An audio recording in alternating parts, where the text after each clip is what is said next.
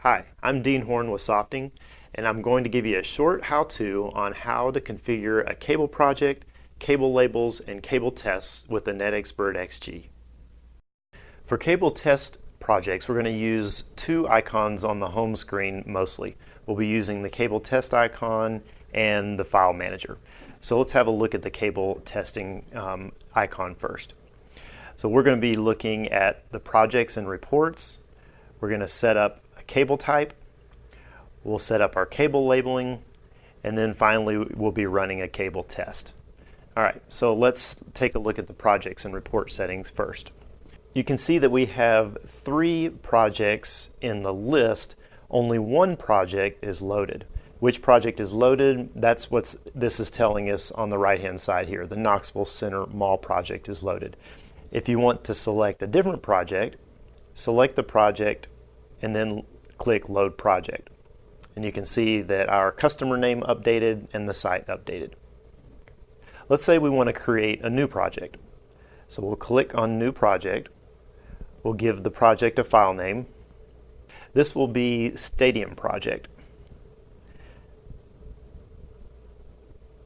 All right, so Stadium, I'm going to save that. Okay, you can see that it's added Stadium Project to the list.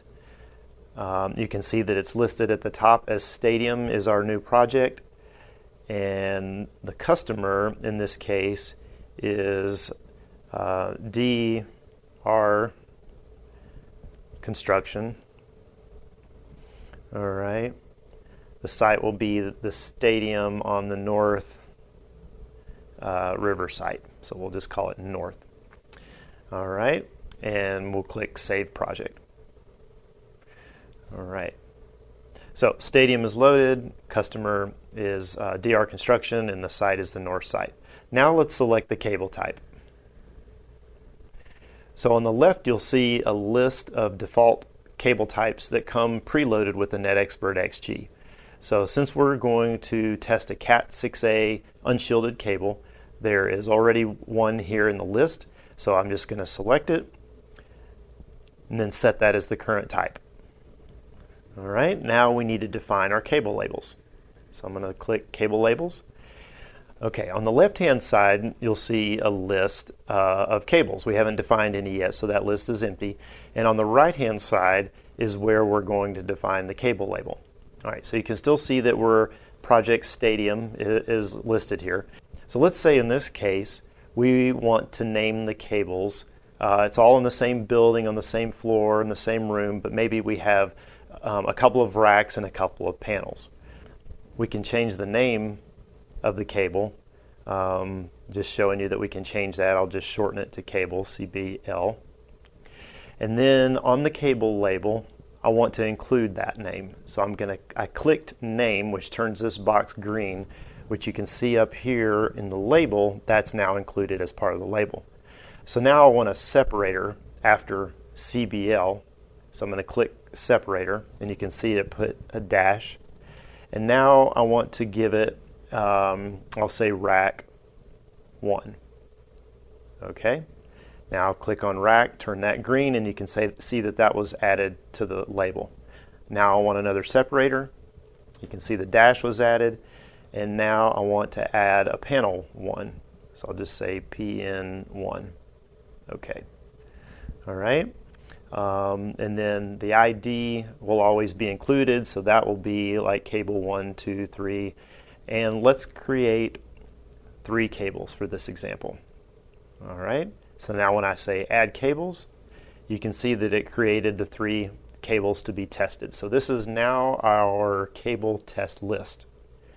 All right, so now let's go to cable test. And you can see that the 3 cables are here. You can see that we're still on Project Stadium, and you can see that we're testing Cat 6A unshielded twisted pair cables.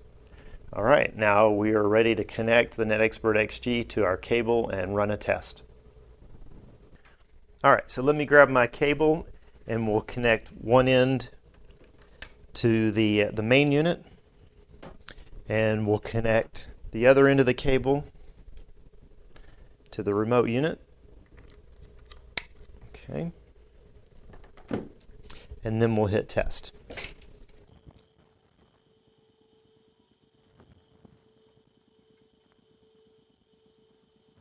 All right, and you can see that this test passed. It gives us a wire map of the cable, and you can see that it looked for the shield, but there was no shield found. It tells us the length of the cable. It tells us that the wire map status is okay. So if there was anything like an open or a short, it would tell you in the status column that it was an open or short, and then it would tell you the distance to that open or short.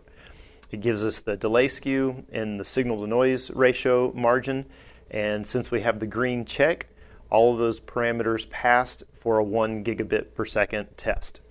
Also, the BERT was done, so the bit error rate test was done at 1 gigabit per second. The bits were sent down the cable. They were read at the remote end of the remote end of the cable, and counted, and there was 0 errors on this cable. So this cable passed, and this will be stored on the NetXpert XG and added as part of the summary report that we'll show you how to print out in just a minute. So if I hit test again, it'll automatically go to the next test and start testing. So if you have 10, 50 cables, 100 cables that need to be tested, just disconnect the cable you just tested, plug in the new cable, hit test. It's automatically going to go to the next cable and start the test. All right, so test number 2 passed. And then finally, if you need to set reference, that's the icon at the bottom there, and there's 2 methods for set reference depending on the type of test that you're going to do. If you're going to use a cable to plug into a jack for your test, but you don't want to test the cable, then leave the cable plugged into the local unit and hit set reference. If you're just going to test a cable like we've done, then when you do a set reference, don't have anything connected to the NetXpert XG and do a set reference that way. So now let me show you how to pull off the cable test report from the NetXpert XG. So we'll go back here to the home screen, we'll click File Manager, and so download to USB is grayed out. So that means that my USB is not connected, so let me connect my USB. So I'm going to use the dongle, and you can see that it read the USB on the right hand side and detected it. So I'm going to select my Stadium project, and I'm going to download it to the USB, and I'll call it Stadium, which is fine. Copy. So it's copying the file to the USB, and now you can see it in the list on the USB. If you have a topic that you'd like for us to cover on the NetXpert XG, then put your suggestions in the comments below.